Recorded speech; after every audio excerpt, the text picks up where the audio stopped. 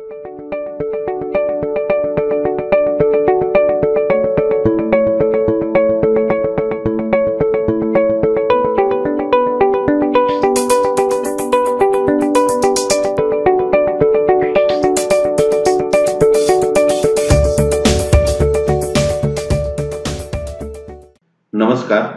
11वी commerce मधील account या विषयातील चॅप्टर फर्स्ट म्हणजे बुक कीपिंग अँड अकाउंटन्सी यातील क्वेश्चन 5 आपण बघत आहोत.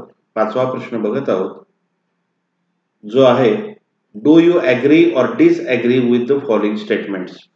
इथं काही स्टेटमेंट्स दिलेले आहेत, त्याच्याबरोबर आपण ॲग्री आहोत की डिसॲग्री आहोत हे आपल्याला सांगायचं आहे. पहिला आहे accounting is useful only to the owner. Accounting हे फक्त बिझनेसच्या ओनरसाठी उपयोगाचं आहे असं इथं म्हटलेलं आहे. परंतु आपण जर सखोल अभ्यास करायचं ठरवलं तर अकाउंटिंग हे ओनरसाठी तर उपयोगाचं आहेच, परंतु बिझनेस मॅनेजमेंटला जी लोक काम करतात त्यांच्यासाठी सुद्धा ते उपयोगाचं आहे, जेणेकरून त्यांना डिसिजन घेता येतील, प्लॅनिंग बनवता येतील आणि त्याचबरोबर त्या प्लॅनिंगनुसार, नियोजनानुसार त्यांना प्रॉफिटसाठी काम करता येईल. त्याचबरोबर गव्हर्नमेंटच्या दृष्टिकोनातून सुद्धा अकाउंटिंग उपयोगाचं आहे, म्हणजे बिझनेस योग्य टॅक्स भरतोय की नाही हे त्यांना अकाउंटिंगवरून लक्षात येऊ शकतं.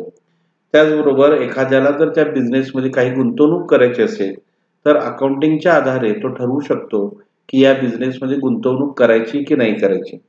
त्याचबरोबर एखादा कस्टमर जर असेल, ग्राहक जो असेल, तो अकाउंटिंगवरून ठरवू शकतो की आपण यांच्याकडून कोणत्या वस्तू घेतल्या पाहिजेत, कोणत्या नाही घेतल्या पाहिजेत.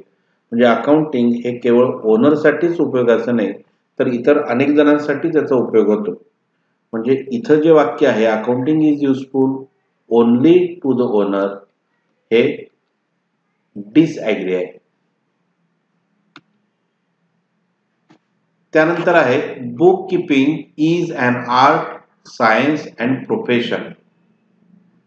बुक कीपिंग हे एक आर्ट आहे. आर्ट म्हणजे कला, जी प्रॅक्टिसनं आपल्याला येऊ शकते. अकाउंटिंग किंवा बुक कीपिंग याला आर्ट म्हणण्यामागचं कारण असं आहे की आपण जर अकाउंटिंगचा किंवा बुक कीपिंगचा सातत्यानं आपण त्याची प्रॅक्टिस केली तर ती गोष्ट आपल्याला येऊ शकते, ती आपल्याला साध्य होऊ शकते. म्हणून बुक कीपिंग ही एक आर्ट आहे. सायन्स यासाठी आहे की सायन्स म्हणजे शास्त्र, आणि शास्त्र जगाच्या पाठीवर तुम्ही कुठेही गेलात तर त्याचे नियम बदलत नाहीत. सेम तसं बुक कीपिंग किंवा अकाउंटचे नियम जगाच्या पाठीवर कुठेही बदलत नाहीत, ते सारखेच असतात.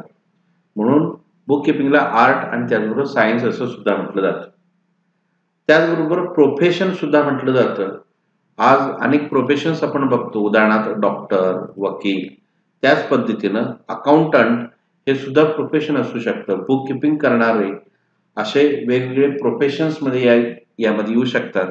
त्यामुळे बुक कीपिंग हे आर्ट आहे, सायन्स आहे आणि त्याचबरोबर ते प्रोफेशन सुद्धा आहे. म्हणजे हे स्टेटमेंट जे आहे ते आहे ॲग्री.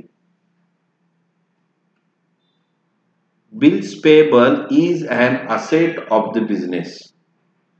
बिल्स पेएबल म्हणजे ज्यांना आपण पैसे देणं लागतो ते बिझनेसचे असेट आहेत असं इथं म्हटलेलं आहे. आपण ज्यांचे पैसे देणे लागतो याचाच अर्थ ती लायबिलिटी झाली. त्यामुळं हे जे स्टेटमेंट आहे ते डिसॲग्री आहे. In book keeping and accountancy only non monetary transactions are recorded. Transaction म्हणजे दोन व्यक्तींच्या मध्ये होणारी वस्तूंची किंवा सेवांची देवाणघेवाण. यामध्ये दोन पद्धतीचे ट्रान्झॅक्शन्स आपल्याला बघायला मिळतात. एक आहे मॉनिटरी ट्रान्झॅक्शन आणि दुसरा आहे non monetary transaction. Monetary transaction मध्ये पैसा आणि पैशाच्या किमती, मॉनिटरी ट्रान्झॅक्शन मध्ये पैशाचा प्रत्यक्ष किंवा अप्रत्यक्ष संबंध असतो आणि नॉन मॉनिटरी ट्रान्झॅक्शन्स मध्ये पैशाचा संबंध असत नाही. बिझनेसमध्ये, अकाउंटमध्ये आपल्याला केवळ आणि केवळ मॉनिटरी ट्रान्झॅक्शनचाच उल्लेख करावा लागतो. मॉनिटरी ट्रान्झॅक्शनच्याच नोंदी कराव्या लागतात. नॉन मॉनिटरी ट्रान्झॅक्शनच्या नोंदी या अकाउंटिंग किंवा बुक कीपिंग मध्ये केल्या जात नाहीत. त्यामुळे in book keeping and accountancy only non monetary transactions are recorded. हे जे स्टेटमेंट आहे ते डिसएग्री आहे. टोटलिंग ऑफ जर्नल और लेजर इज कॉल्ड कास्टिंग. जर्नलची टोटल किंवा लेजरची टोटल, ह्या टोटल वरून आपल्याला एखादा डिसिजन घेता येतो, एखादा निर्णय घेता येतो असं इथे विचारलेलं आहे. तर हे ॲग्री आहे, कारण जर्नलच्या टोटलवरती किंवा लेजरच्या टोटलवरती आपण एखादा डिसिजन घेऊ शकतो, त्याच्यावरती आपण एखादा निर्णय घेऊ शकतो. धन्यवाद.